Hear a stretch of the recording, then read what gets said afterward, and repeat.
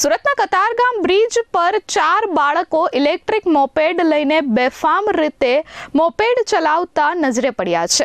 Video social મીડિયામાં viral થતા વાલીઓ સામે લોકોમાં રોષ જોવા મળ્યો છે।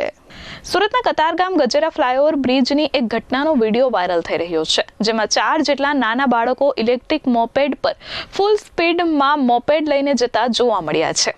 એક બે નહીં પરંતુ 4 જેટલા બાળકો એક જ મોપેડ પર ફૂલ સ્પીડમાં મોપેડ હંકારતા જોવા મળતા વાલીઓ સામે રોષ લોકોમાં જોવાઈ રહ્યો છે। વાલીઓ માટે ચિંતાનો વિષય છે, કેમ કે બાળકો બાઇક લઈને ક્યાં સુધી નીકળી જાય તેની તેમને જાણ પણ હોતી નથી।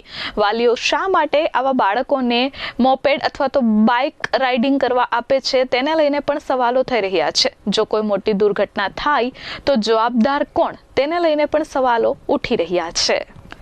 Bureau report S24 news Surat.